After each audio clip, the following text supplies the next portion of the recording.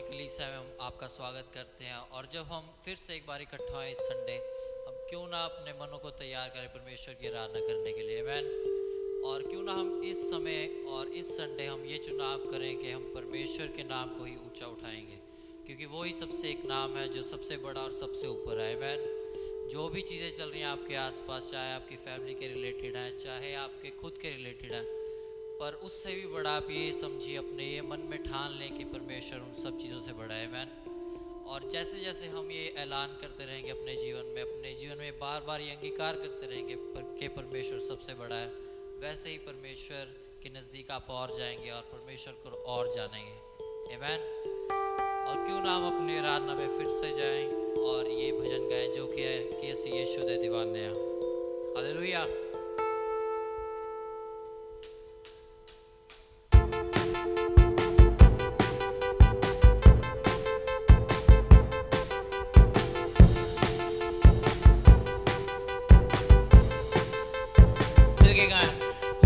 यीशु दे दीवाने ओ सारे जग तो बेगाने ओ असी यीशु दे दीवाने सारे जग तो बेगाने ओ लग ये तेरे तू कर ले शैताना साडा दिल यीशु ना दा दीवाना ए दे उत्ते तेरी जग दी बात ओ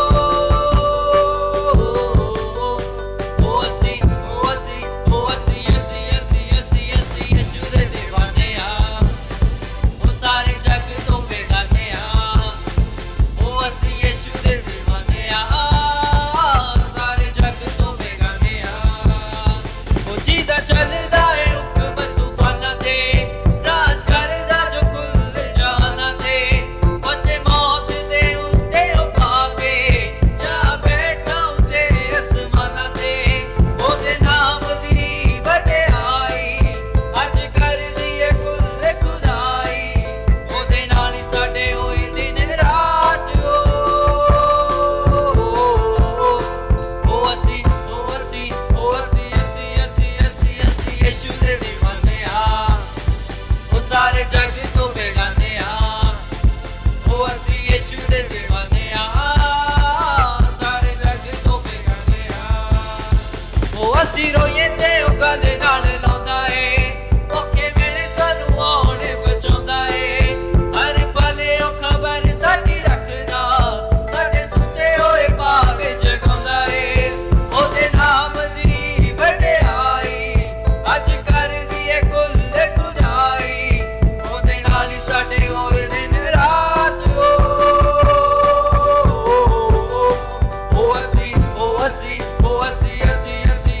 असी यीशु दे दीवाने ओ सारे जग तो बेगाने ओ असी यीशु दे दीवाने सारे जग तो बेगाने असी यीशु दे दीवाने ओ सारे जग तो बेगाने ओ असी यीशु दे दीवाने सारे जग तो बेगाने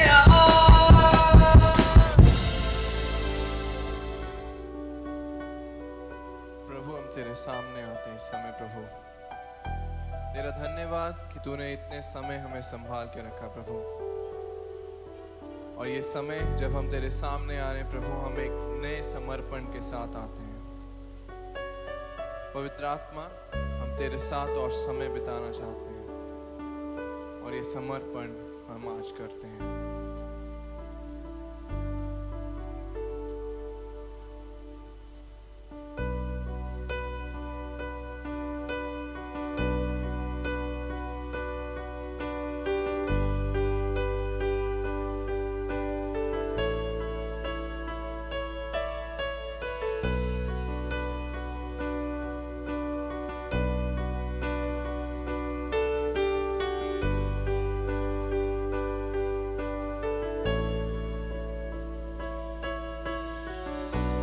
करता हूँ मैं समर्पण, ये आत्मा और ये जीवन। करता हूँ मैं समर्पण, ये आत्मा और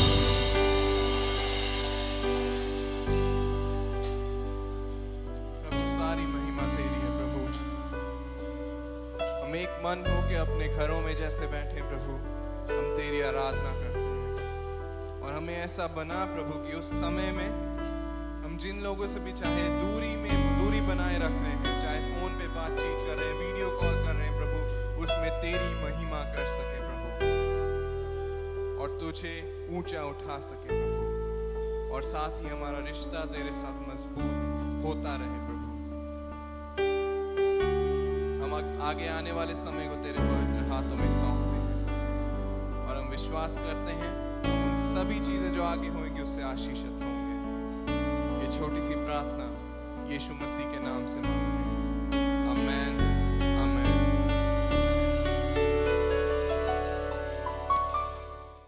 सबको जय मसीह की। आज की आराधना में आपका मैं स्वागत करता हूं और ये समय है देने का। इससे पहले कि हम परमेश्वर के राज्य में दें, मैं आपके साथ अपनी एक गवाही बांटना चाहूँगा ताकि आप सब प्रोत्साहित हो सकें और ये जान सकें कि परमेश्वर ने मेरे जीवन में मेरे देने के द्वारा कैसे काम किया। तो पिछले साल जो 2019 था उसमें मैं एक डिजिटल मार्केटिंग में कंटेंट एडिटर की जॉब कर रहा था और जहाँ पे उस कंपनी में सैलरी भी अच्छी थी और सब कुछ सही चल रहा था। पर दिसंबर में ऐसा हुआ कि उस कंपनी के बॉस ने मुझे ये बुलाकर कहा कि हम ये ऑफ़िस पटियाला से बाहर शिफ्ट कर रहे हैं, तो आपको ये जॉब या तो छोड़नी पड़ेगी या फिर जहाँ पर ऑफ़िस शिफ्ट हो रहा है वहाँ पर जाना पड़ेगा। तो इसी बात को लेकर मैं काफ़ी टाइम तक परेशान था और प्रार्थना कर रहा था, परमेश्वर से पूछ रहा था कि मैं इस जॉब को आगे कंटिन्यू करूं या फिर इसे छोड़ दूं। अगर छोड़ता हूं तो उसके बाद मैं आगे कौन सी जॉब करूं। तो इस साल ऐसे हुआ कि जनवरी के स्टार्टिंग में हम एक कॉन्फ्रेंस में थे, मैं और मेरे साथ 2 आराधना टीम के और सदस्य। तो उस कॉन्फ्रेंस के दौरान मैंने यही प्रार्थना जारी रखी कि मैं अगर ये जॉब छोड़ता हूँ तो इसके बाद मुझे कौन सी जॉब मिलेगी या मुझे क्या करना चाहिए, या बिज़नेस करना चाहिए या फिर अलग से काम करना चाहिए या फिर कोई और जॉब करनी चाहिए। पर उस कॉन्फ्रेंस के दौरान परमेश्वर ने मुझे 2 शब्द दिए जो थे क्विट और स्टार्ट, यानी कि छोड़ देना और नया शुरू करना। तो ऐसा हुआ कि इस सभी के बारे में मैंने कॉन्फ्रेंस से आने के बाद अपने पास्टर को बताया और उन्होंने इस बारे में प्रार्थना की और इस सारी बातों को समझा, और उसके बाद ही मैं चर्च ऑफिस में जो अपना स्टाफ है उसमें शामिल हो पाया। और पर जब मुझे ऑफिस स्टाफ की सैलरी के बारे में पता लगा तो अगर मैंने ये कंपैरिजन किया कि जो मैंने पहले जॉब करता था और जो चर्च स्टाफ की जो सैलरी है उसमें दोनों में काफ़ी फ़र्क था। जो पहले मेरी सैलरी थी जो दूसरी जॉब में, वो इससे आधे से भी कम थी जो इस टाइम चर्च स्टाफ की है। पर मैंने यही सोचा कि मैं सैलरी को ना देखते हुए जो परमेश्वर ने मुझे करने के लिए कहा है मैंने वो चुना, ना कि सैलरी को ज़्यादा इम्पोर्टेंस दी। पर क्योंकि मैं उसमें जो पिछली जॉब थी उसकी सैलरी में से भी अपना दशवांश दे रहा था और जो मेरी चर्च स्टाफ की सैलरी है जो कम सैलरी है उसमें से भी अपना दशवांश दे रहा था, तो मैंने ये नहीं सोचा कि मैं अब मेरी कम सैलरी है तो मैं दशवांश देना छोड़ दूं या फिर कम कर दूं। पर अपना साथ साथ मैंने दोनों जॉब्स में ही अपना मिशन विजन और जो दशवांश बनता है वो भी दिया। तो परमेश्वर ने जो उसे पता था कि ये सैलरी कम है या फिर वो और आशीष देना चाहता था, क्योंकि मैंने उसकी आज्ञा को माना, परमेश्वर ने मुझे और और एक नया काम शुरू करने के लिए एक मदद सहायता की, जिससे मैं अपने लिए और भी ज़्यादा कमा सकूं या फिर कह सकते हैं आप कि और ज़्यादा परमेश्वर के राज्य में आशीष का कारण बन सकूं अपने देने के द्वारा। और परमेश्वर ने सब में सहायता की और मेरा एक अलग से काम भी अब मैं परमेश्वर की आशीष के द्वारा शुरू कर पाया, जिससे कि मैं और भी ज़्यादा परमेश्वर के और करीब आ सका, क्योंकि मैंने उसकी आज्ञा को माना। और जब मैंने इस सभी में दिया उसमें से भी मैं देने के लिए तैयार हूं जो मैं अलग से काम करता हूं। तो मैं अपनी गवाही के द्वारा आप सबको यही प्रोत्साहित करना चाहूँगा कि चाहे आप कमी में आए चाहे आपके पास ज़्यादा है, आप दोनों में दें, परमेश्वर को परख के देखें और परमेश्वर आपकी कमी और जब आपके पास ज़्यादा है उन दोनों में ही परमेश्वर आपको आशीष देगा। मैं आशा करता हूं कि मेरी गवाही के द्वारा आप सभी को आशीष मिली होगी और इस समय अपने दशवांश और भेंट को हाथों में लेंगे और प्रार्थना करेंगे। हालेलुया। परमेश्वर, हम तेरी स्तुति करते हैं प्रभु, और इस समय अपने दशमांश भेंट, मिशन और विजन को तेरे हाथों में लेके आते हैं परमेश्वर। और परमेश्वर जो भी हम दे रहे हैं परमेश्वर, जितने भी हम कमाई से अपना दे रहे हैं परमेश्वर, उस सभी को परमेश्वर हम तेरे हाथों में देते हैं। और परमेश्वर जब भी हम चुनाव करते हैं कि हम चाहे हमारे पास ज़्यादा है या कम है परमेश्वर, हम तेरे भवन में देंगे, अपने विजन और मिशन को देंगे परमेश्वर, तू हमें और आशीषित करेगा, जो कि तेरा वचन कहता है परमेश्वर।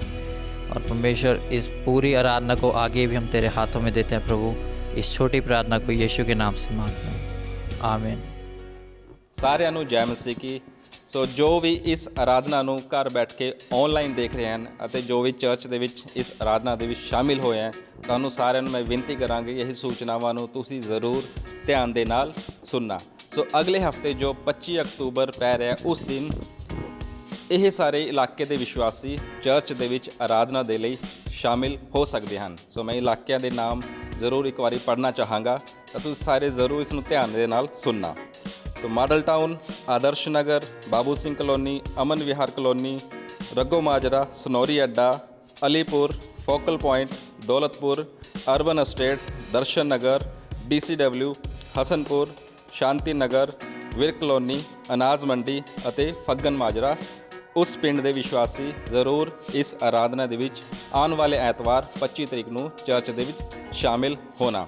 ਅਤੇ ਨਾਲ ਹੀ ਮੈਂ ਇਹ ਵੀ ਬੇਨਤੀ ਕਰਾਂਗਾ ਕਿ ਜਿਨ੍ਹਾਂ ਦੀ ਉਮਰ 10 ਸਾਲ ਤੋਂ ਘੱਟ ਹੈ ਅਤੇ ਜਿਨ੍ਹਾਂ ਦੀ ਉਮਰ 60 ਸਾਲ ਤੋਂ ਜ਼ਿਆਦਾ ਹੈ, ਉਹ ਚਰਚ ਦੇ ਵਿੱਚ ਆਰਾਧਨਾ ਦੇ ਵਿੱਚ ਸ਼ਾਮਿਲ ਨਹੀਂ ਹੋ ਸਕਦੇ।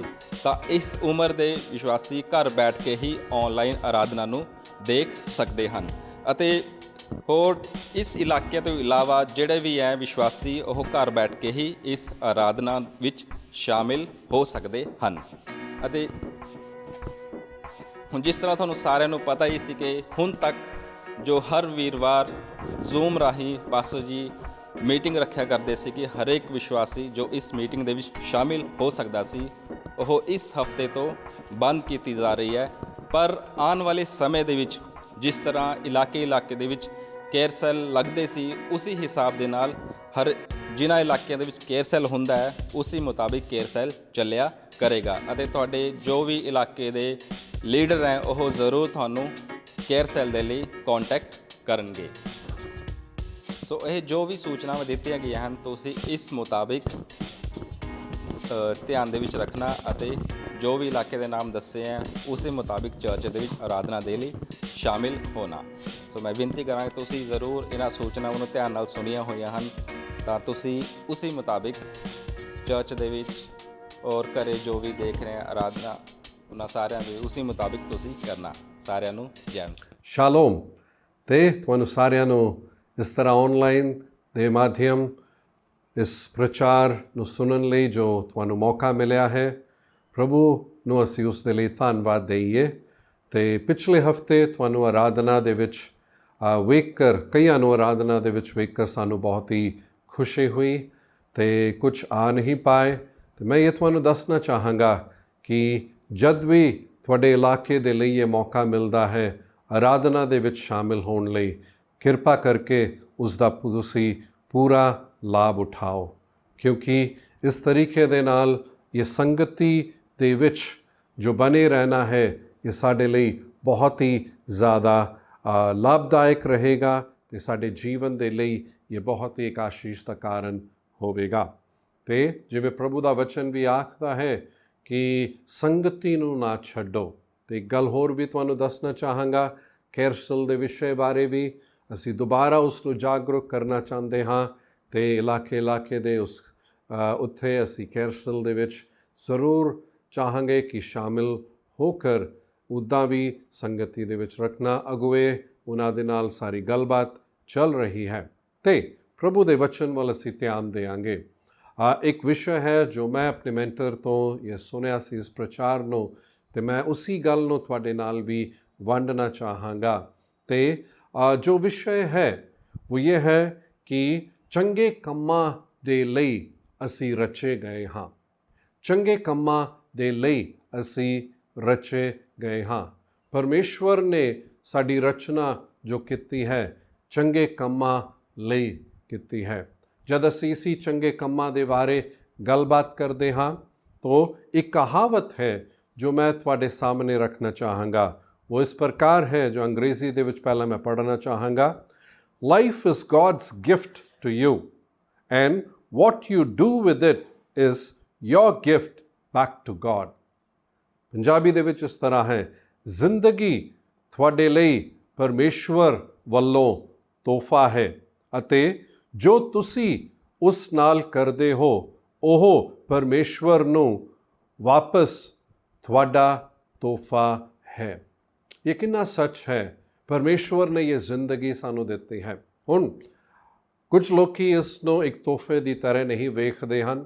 ਵਹ ਆਪਣੇ ਜੀਵਨ ਨੂੰ ਇਸ ਤਰ੍ਹਾਂ ਵੇਖਦੇ ਹਨ ਕਿ ਕਿਉਂ ਹੀ ਮੈਂ ਜ਼ਿੰਦਾ ਹਾਂ। ਪਰ ਅਸੀਂ ਸਾਰੇ ਜੋ ਪ੍ਰਭੂ ਯੀਸ਼ੂ 'ਤੇ ਵਿਸ਼ਵਾਸ ਕਰਦੇ ਹਾਂ, ਬਾਈ ਚਾਂਸ ਇਹ ਇੱਕ ਵਿਚਾਰ ਸਾਡੇ ਮਨ ਵਿੱਚ ਹੈ। ਮੈਂ ਤੁਹਾਨੂੰ ਇਹੀ ਦੱਸਣਾ ਚਾਹੁੰਦਾ ਹਾਂ ਕਿ ਉਸ ਵਿਚਾਰ ਨੂੰ ਤੁਸੀਂ ਕਿਰਪਾ ਕਰਕੇ ਆਪਣੇ ਮਨ ਵਿੱਚੋਂ ਕੱਢ ਦਿਓ। ਯਾਦ ਰੱਖੋ ਕਿ ਇਹ ਜ਼ਿੰਦਗੀ, ਇਹ ਜੀਵਨ ਪਰਮੇਸ਼ਵਰ ਵੱਲੋਂ ਤੁਹਾਡੇ ਲਈ ਤੋਹਫਾ ਹੈ। ਹੁਣ ਇਸੀ ਜੀਵਨ ਦੇ ਨਾਲ ਤੁਸੀਂ ਕੀ ਕਰੋਗੇ, ਉਹ ਪਰਮੇਸ਼ਵਰ ਦੇ ਸਾਹਮਣੇ ਵਾਪਸ ਤੁਹਾਡਾ ਤੋਹਫਾ ਹੋਵੇਗਾ।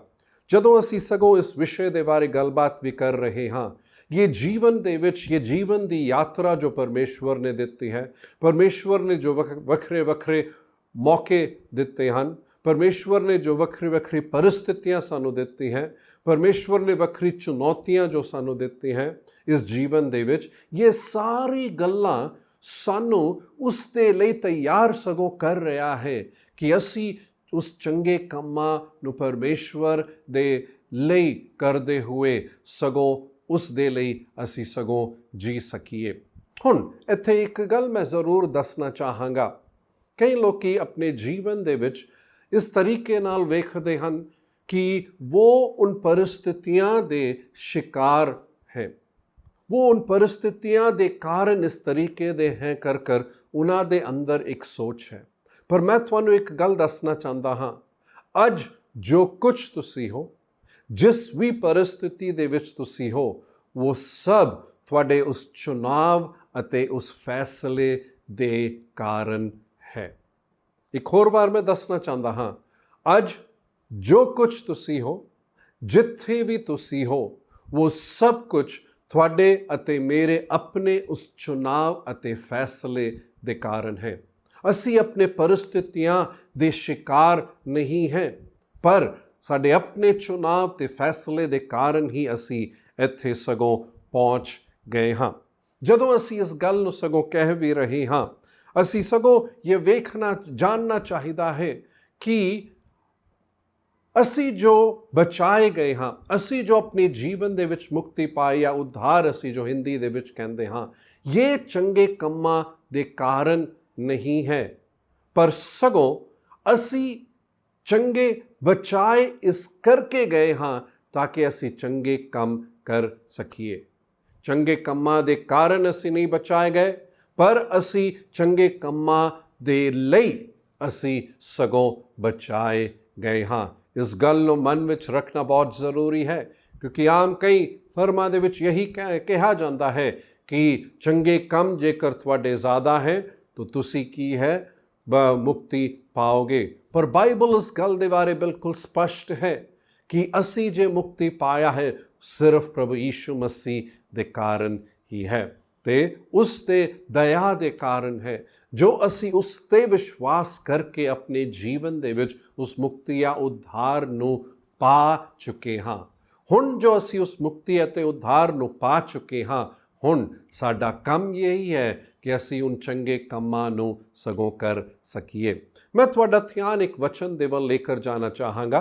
बाइबल तुहाडे कोल होवे तो मैं ये विनती करांगा कि तुसी इफिसियों दे पत्री उस दे 2 अध्याय दे 10 आयत नूं तुसी किरपा करके कढ़ना। इफिसियों दे पत्री 2 अध्याय तो 10 आयत वो इस तरीके दे नाल है, परमेश्वर ने सानू उवें बनाया कि जिवे दे असी हाँ।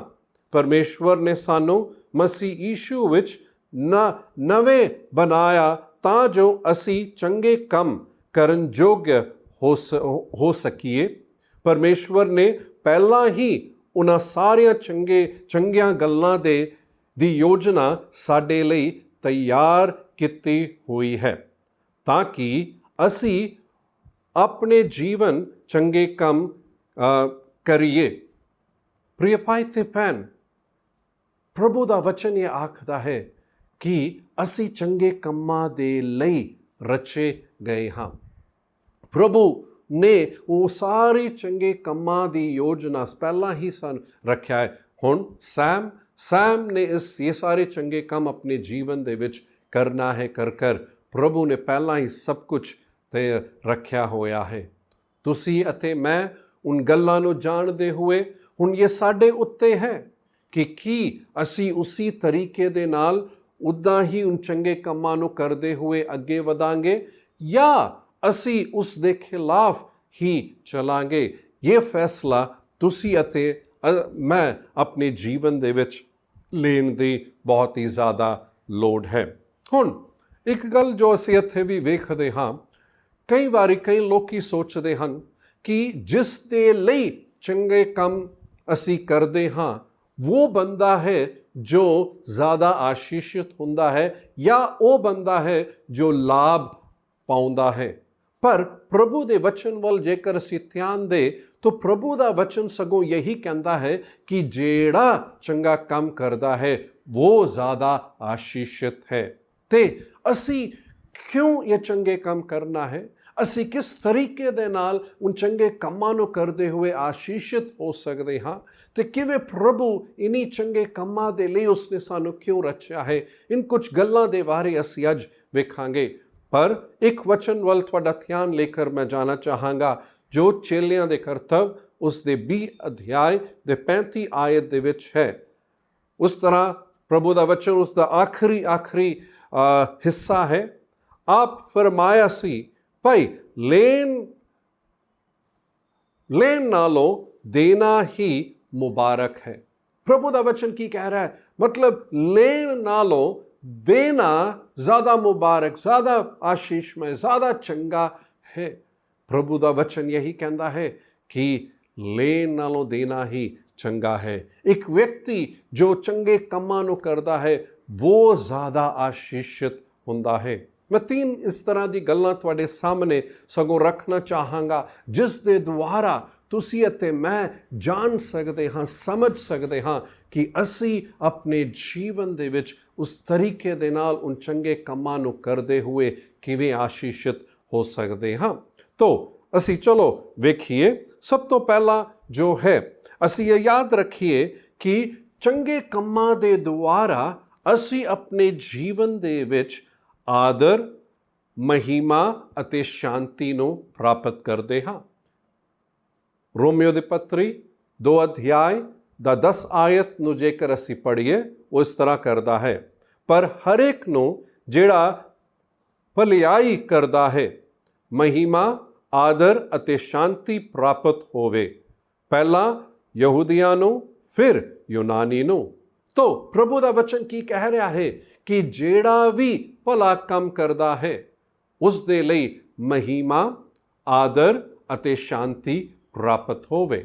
ਤੋ ਪ੍ਰਭੂ ਦਾ ਵਚਨ ਕਹਿੰਦਾ ਹੈ ਕਿ ਜੇਕਰ ਮੈਂ ਭਲਾ ਕੰਮ ਕਰਾਂਗਾ ਤਾਂ ਮੈਂ ਮਹਿਮਾ ਪਾਵਾਂਗਾ, ਮੈਂ ਆਦਰ ਪਾਵਾਂਗਾ ਤੇ ਮੈਂ ਸ਼ਾਂਤੀ ਆਪਣੇ ਜੀਵਨ ਦੇ ਵਿੱਚ ਪਾਵਾਂਗਾ। ਇਹ ਹੈ ਜੋ ਆਸ਼ੀਸ਼ ਅਸੀਂ ਆਪਣੇ ਜੀਵਨ ਦੇ ਵਿੱਚ ਪਾ ਸਕਦੇ ਹਾਂ।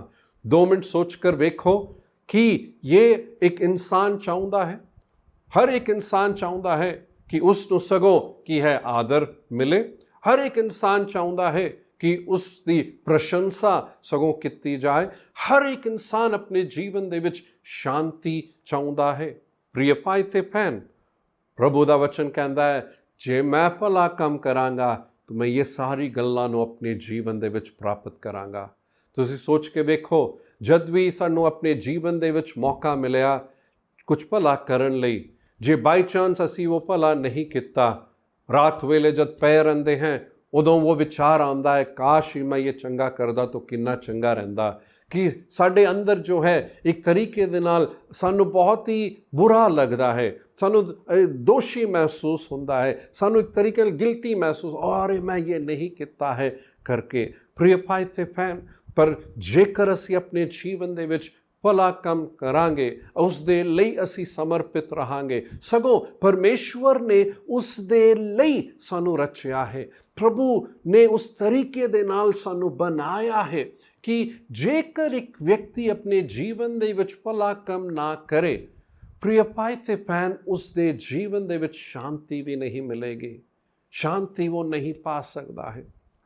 ਪ੍ਰਿਯ ਭਾਈ ਤੇ ਭੈਣ, ਆਪਣੇ ਜੀਵਨ ਦੇ ਵਿੱਚ ਅਸੀਂ ਆਪਣੇ ਆਪ ਨੂੰ ਸਮਰਪਣ ਕਰੀਏ ਉਹ ਭਲਾ ਕੰਮ ਕਰਨ ਲਈ ਤੇ ਪ੍ਰਭੂ ਦੇ ਉਸ ਰਾਹ ਦੇ ਵਿੱਚ ਚੱਲੀਏ। ਜਾਣ ਸਕੇ ਕੀ ਹੈ ਭਲਾ ਕੰਮ ਜੋ ਪ੍ਰਭੂ ਨੇ ਮੇਰੇ ਲਈ ਪਹਿਲਾਂ ਹੀ ਸੋਚ ਕੇ ਰੱਖਿਆ ਹੈ ਕਿ ਮੈਂ ਉਸ ਦੇ ਪ੍ਰਤੀ ਸਮਰਪਿਤ ਹੋ ਕਰ ਉਸ ਨੂੰ ਮੈਂ ਕਰਨ ਵਾਲਾ ਬਣ ਸਕਾਂ। ਦੂਜਾ ਜੋ ਲਾਭ ਸਾਨੂੰ ਆਪਣੇ ਜੀਵਨ ਦੇ ਵਿੱਚ ਮਿਲਦਾ ਹੈ, ਜੇ ਅਸੀਂ ਵੇਖੀਏ ਤੇ ਭਲਾ ਕੰਮ ਜੇਕਰ ਅਸੀਂ ਕਰੀਏ ਤਾਂ ਅਨੰਤ ਕਾਲ ਦੇ ਵਿੱਚ ਸਾਨੂੰ ਉਸ ਦਾ ਪ੍ਰਤੀਫਲ ਮਿਲਦਾ ਹੈ। 2 ਕੋਰਿੰਥੀਓ ਦੇ ਪੱਤਰੀ ਉਸ ਦੇ 5ਵੇਂ ਅਧਿਆਇ ਦੇ 10 ਆਇਤ ਦੇ ਵਿੱਚ ਜੇਕਰ ਅਸੀਂ ਪੜ੍ਹ ਕੇ ਵੇਖੀਏ, ਕਿਉਂ ਜੋ ਅਸਾਂ ਸਭਨਾਂ ਨੇ ਮਸੀਹ ਦੇ ਨਿਆਂ ਦੇ ਸਿੰਘਾਸਨ ਦੇ ਅੱਗੇ ਪ੍ਰਗਟ ਹੋਣਾ ਹੈ। ਭਾਈ ਹਰੇਕ ਜੋ ਕੁਝ ਉਸ ਦੇ ਦੇਹ ਵਿੱਚ ਕੀਤਾ, ਭਾਵੇਂ ਭਲਾ ਭਾਵੇਂ ਬੁਰਾ, ਆਪੋ ਆਪਣੀਆਂ ਕਰਨੀਆਂ ਦੇ ਅਨੁਸਾਰ ਉਹਦਾ ਫਲ ਭੋਗੇ। ਤਾਂ ਪ੍ਰਭੂ ਦਾ ਵਚਨ ਇਹ ਕਹਿੰਦਾ ਹੈ, ਇੱਕ ਦਿਨ ਹੋਵੇਗਾ ਜਦੋਂ ਤੁਸੀਂ ਅਤੇ ਮੈਂ ਉਸ ਪਰਮੇਸ਼ਵਰ ਦੇ ਨਿਆਂ ਦੇ ਸਿੰਘਾਸਨ ਦੇ ਸਾਹਮਣੇ ਅਸੀਂ ਖੜੇ ਹੋਵਾਂਗੇ। ਉਹ ਦਿਨ ਸਾਡਾ ਨਿਆਂ ਹੋਵੇਗਾ। ਉਹ ਦਿਨ ਇਹ ਤੈਅ ਵੀ ਕੀਤਾ ਜਾਵੇਗਾ, ਜੇਕਰ ਮੈਂ ਕੁਝ ਭਲਾ ਕੀਤਾ ਹੈ ਤਾਂ ਮੈਨੂੰ ਉਸ ਦਾ ਪ੍ਰਤੀਫਲ ਮਿਲੇਗਾ, ਪਰ ਜੇਕਰ ਮੈਂ ਕੁਝ ਬੁਰਾ ਕੀਤਾ ਹੈ ਤਾਂ ਉਸ ਦਾ ਵੀ ਪ੍ਰਤੀਫਲ ਮੈਨੂੰ ਮਿਲੇਗਾ। ਉਹ ਅਨੰਤ ਕਾਲ ਦੇ ਵਿੱਚ ਪਰਮੇਸ਼ਵਰ ਉਸ ਤਰੀਕੇ ਦੇ ਨਾਲ ਕੀ ਹੈ ਉਸ ਦਾ ਪ੍ਰਤੀਫਲ ਸਾਨੂੰ ਸਗੋਂ ਦੇਗਾ। ਪ੍ਰਿਯ ਭਾਈ ਤੇ ਭੈਣ, ਅਸੀਂ ਆਪਣੇ ਜੀਵਨ ਦੇ ਵਿੱਚ ਕੁਝ ਭਲਾ ਕਰਨ ਲਈ ਸਾਡੇ ਕੋਲ ਉਹ ਸਾਮਗਰੀ ਵੀ ਹੋਣੀ ਚਾਹੀਦੀ ਹੈ। ਸਾਡੇ ਕੋਲ ਉਸ ਤਰ੍ਹਾਂ ਕੁਝ ਚੀਜ਼ ਹੋਣਾ ਜਾਂ ਪੈਸਾ ਵੀ ਹੋਣਾ ਚਾਹੀਦਾ ਹੈ ਜਿਸ ਦੇ ਦੁਆਰਾ ਹੀ ਅਸੀਂ ਆਪਣੇ ਜੀਵਨ ਦੇ ਵਿੱਚ ਉਨ ਭਲੇ ਕੰਮਾਂ ਨੂੰ ਕਰਦੇ ਹੋਏ ਬਹੁਤਿਆਂ ਦੇ ਲਈ ਇੱਕ ਆਸ਼ੀਸ਼ ਦਾ ਕਾਰਨ ਬਣ ਸਕਦੇ ਹਾਂ।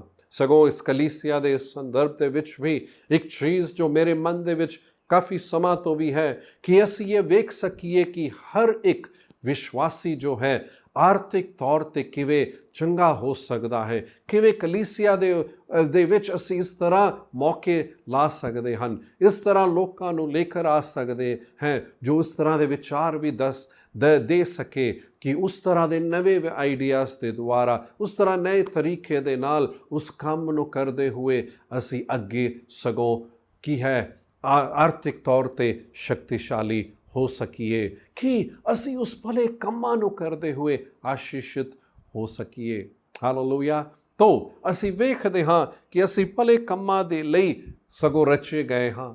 ਪ੍ਰਸ਼ਨ ਇਹ ਕਿ ਮੈਂ ਉਹ ਕਰਨ ਨੂੰ ਤਿਆਰ ਹਾਂ, ਕਿ ਮੈਂ ਉਸ ਦੇ ਲਈ ਸਮਰਪਿਤ ਹਾਂ। ਯਾਦ ਰੱਖਣ ਦੀ ਲੋੜ ਹੈ।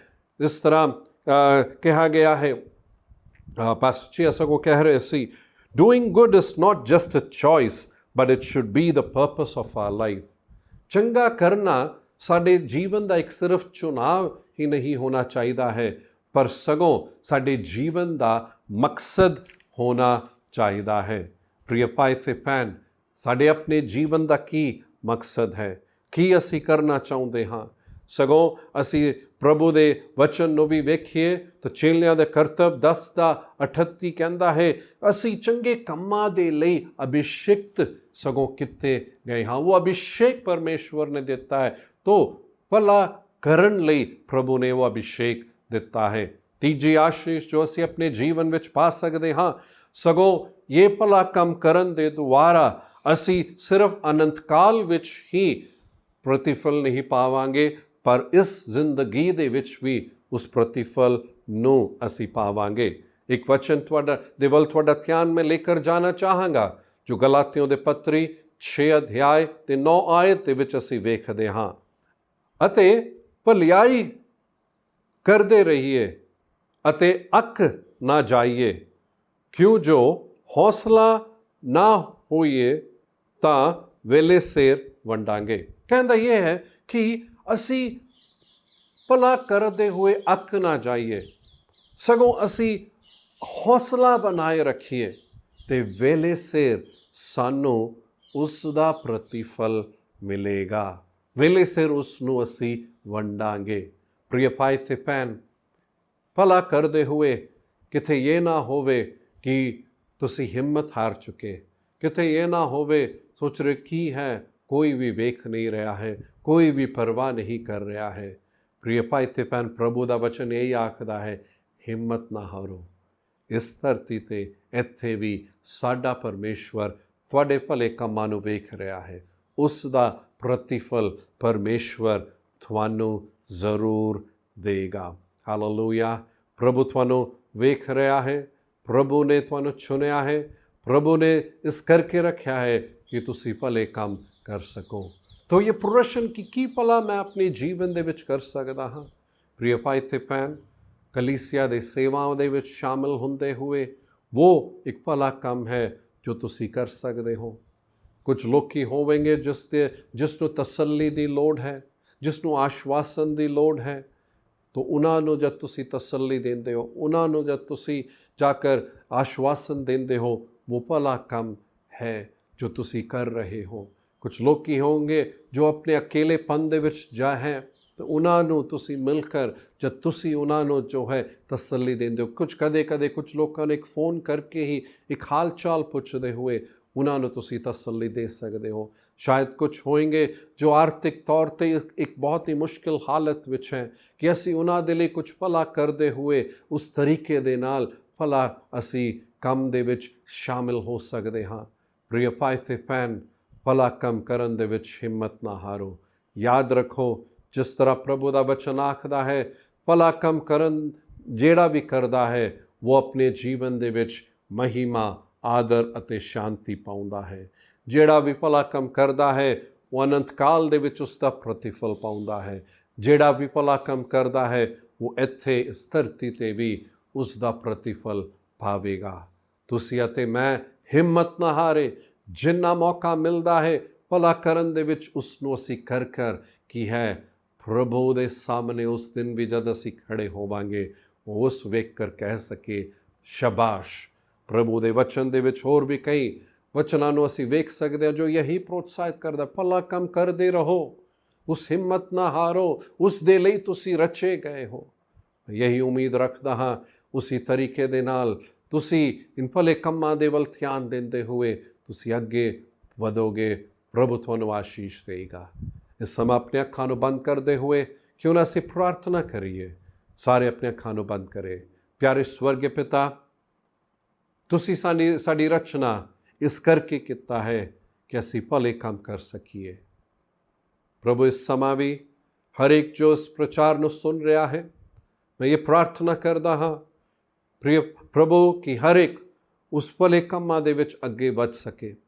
ਇਸ ਸੱਚਾਈ ਨੂੰ ਅਸੀਂ ਜਾਣਦੇ ਹਾਂ ਪ੍ਰਭੂ ਕਿ ਇਹ ਮੁਕਤੀ ਅਸੀਂ ਜੋ ਪਾਏ, ਉद्धार ਅਸੀਂ ਜੋ ਪਾਇਆ ਹੈ ਉਹ ਭਲੇ ਕੰਮਾਂ ਦੇ ਕਾਰਨ ਨਹੀਂ ਹੈ, ਪਰ ਸਗੋਂ ਇਹ ਮੁਕਤੀ ਅਤੇ ਉद्धार ਜੋ ਅਸੀਂ ਪਾਇਆ ਹੈ ਉਹ ਇਸ ਕਰਕੇ ਪਾਇਆ ਕਿ ਅਸੀਂ ਭਲੇ ਕੰਮ ਕਰ ਸਕੀਏ। ਮੈਂ ਪ੍ਰਾਰਥਨਾ ਕਰਦਾ ਹਾਂ ਹਰ ਇੱਕ ਦੇ ਲਈ ਪ੍ਰਭੂ, ਅਲੱਗ ਤਰੀਕੇ ਕਈ ਹੈ ਜੋ ਭਲਾ ਕੰਮ ਅਸੀਂ ਕਰ ਸਕਦੇ ਹਾਂ। ਕਲੀਸਿਆ ਦੇ ਉਨ ਸੇਵਾਵਾਂ ਦੇ ਵਿੱਚ ਸ਼ਾਮਿਲ ਹੁੰਦੇ ਹੋਏ, ਹੋਰਾਂ ਦੀ ਮਦਦ ਦਾ ਕਾਰਨ ਹੁੰਦੇ ਹੋਏ, ਤਸੱਲੀ ਦਾ ਕਾਰਨ ਹੁੰਦੇ ਹੋਏ, ਉਹਨਾਂ ਦੇ ਔਖੇ ਸਮਾਂ ਦੇ ਵਿੱਚ ਖੜੇ ਹੁੰਦੇ ਹੋਏ ਅਸੀਂ ਉਸ ਭਲੇ ਕੰਮਾਂ ਦੇ ਵਿੱਚ ਸ਼ਾਮਿਲ ਹੋ ਸਕੀਏ। ਪ੍ਰਾਰਥਨਾ ਕਰਦਾ ਹਾਂ ਪ੍ਰਭੂ, ਹਰ ਇੱਕ ਨੂੰ ਆਸ਼ੀਸ਼ ਦੇ, ਹਰ ਇੱਕ ਦੇ ਜੀਵਨ ਦੇ ਵਿੱਚ ਜੋ ਵੀ ਜ਼ਰੂਰਤ ਹੈ ਉਸ ਨੂੰ ਵੀ ਅਦਭੁਤ ਤਰੀਕੇ ਦੇ ਨਾਲ ਤੁਸੀਂ ਪੂਰਾ ਕਰਨਾ ਤੇ ਹਰ ਇੱਕ ਕਮੀ ਘਟੀ ਨੂੰ ਦੂਰ ਕਰ। ਚੰਗਾਈ ਦੀ ਲੋੜ ਹੈ ਚੰਗਾਈ ਦੇ, ਛੁਟਕਾਰੇ ਦੀ ਲੋੜ ਹੈ ਉਹ ਛੁਟਕਾਰਾ ਦੇ ਪ੍ਰਭੂ। ਵਚਨ ਦੇ ਦੁਆਰਾ ਹੌਸਲਾ ਦੇ ਪ੍ਰਭੂ, ਹਿੰਮਤ ਦੇ ਪ੍ਰਭੂ। ਧੰਨਵਾਦ ਪ੍ਰਭੂ, ਯੀਸ਼ੂ ਦੇ ਨਾਂ ਤੇ ਪ੍ਰਭੂ ਪ੍ਰਾਰਥਨਾ ਕਰਦੇ ਹਾਂ, ਆਮੈਨ ਆਮੈਨ। ਪ੍ਰਭੂ ਯੀਸ਼ੂ ਮਸੀਹ ਦੀ ਕਿਰਪਾ, ਪਿਤਾ ਪਰਮੇਸ਼ਵਰ ਦਾ ਪਿਆਰ, ਪਵਿੱਤਰ ਆਤਮਾ ਦੀ ਸੰਗਤੀ ਸਾਡੇ ਸਾਰਿਆਂ ਦੇ ਨਾਲ ਆਉਣ ਵਾਲੇ ਹਫਤੇ ਯੀਸ਼ੂ ਦੇ ਆਗਮਨ ਤੱਕ ਬਣੀ ਰਹੇ ਤੇ ਸਾਰੇ ਕਹੇ ਆਮੈਨ ਆਮੈਨ। ਪ੍ਰਭੂ ਤੁਹਾਨੂੰ ਸਾਰਿਆਂ ਨੂੰ ਬਹੁਤ ਆਸ਼ੀਸ਼ ਦੇ। ਸ਼ਾਲੋਮ।